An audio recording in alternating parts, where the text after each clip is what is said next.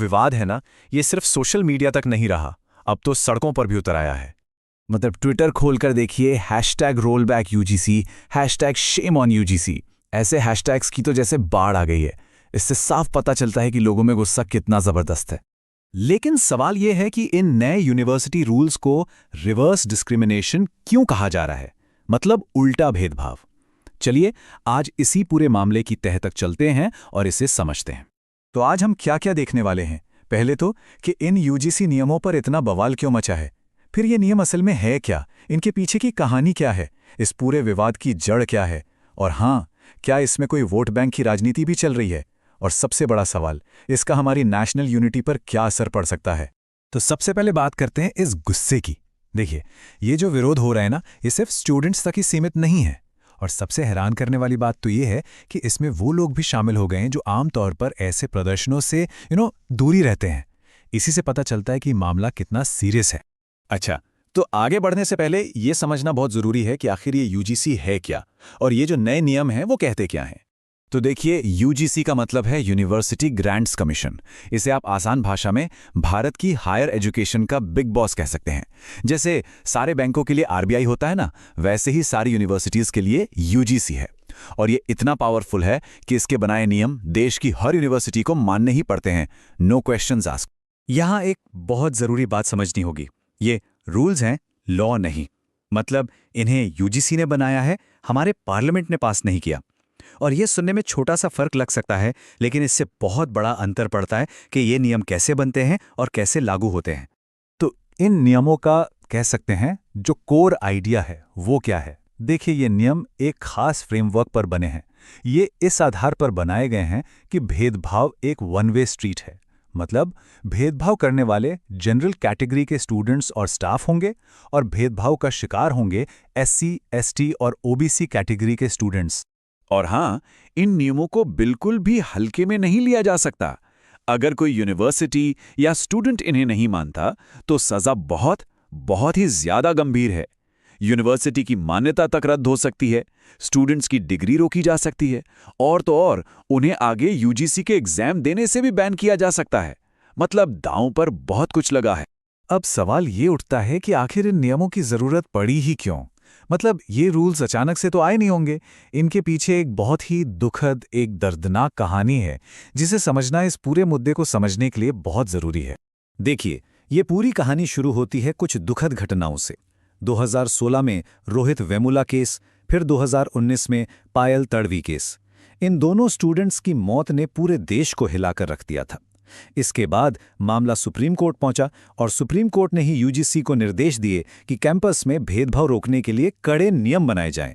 और उन्हीं निर्देशों का नतीजा है ये 2026 के नियम, जिन पर आज इतनी बहस हो रही है। तो अब आते हैं इस विवाद के दिल पर। मतलब इन नियमों के पीछे की मंशा शायद अच्छी हो, लेकिन इनका विरोध भी उतना ही जबरदस्त हो रहा है। तो चलिए अब जरा उन तर्कों को देखते हैं जो इन नियमों के खिलाफ दिए जा रहे हैं। आखिर लोग इतने नाराज क्यों हैं?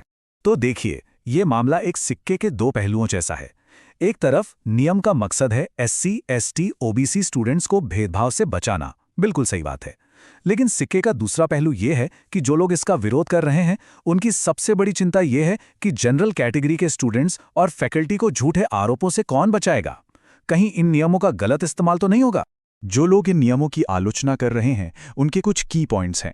पहला, उनका कहना है कि ये नियम मानकर चलते हैं कि भेदभाव सिर्फ एक तरफ से होता है, जनरल कैटेगरी से एससी, एसटी, ओबीसी की तरफ, जबकि असलियत में ऐसा नहीं है। दूसरा, ये नियम इस बात पर चुप हैं कि अगर कोई आरक्षित श्रेणियों के अंदर ही भेदभाव करे तो क्या होगा। और तीसरा, जेएनयू और बीएचयू जैसी जगहों पर जो जनरल कैटेगरी विरोधी नारे लगे, उनका क्या। और सबसे बड़ा डर कि इन नियमों का इस्तेमाल पर्सनल दुश्मनी निकालने के लिए किया जा सकता है, और इससे बचने का कोई सेफगार्ड नहीं है।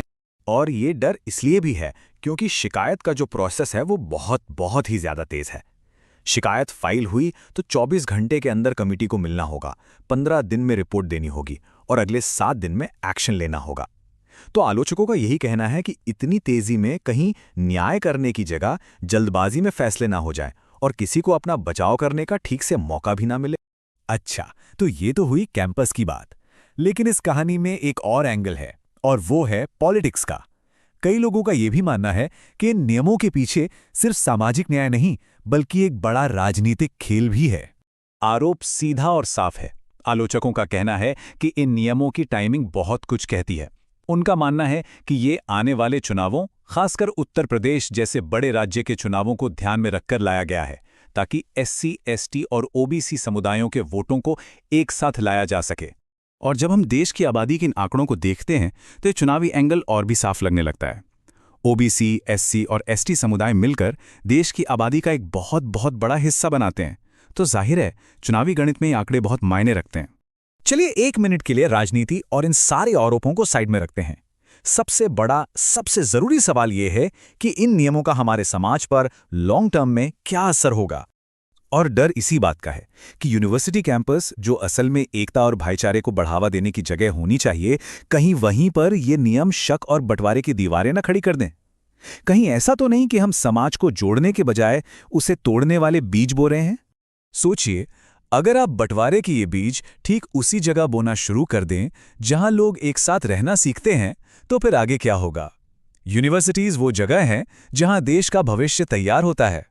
अगर वहीं पर स्टूडेंट्स एक दूसरे को शक की नज़र से देखने लगेंगे, तो एक मजबूत देश का सपना कैसे पूरा होगा?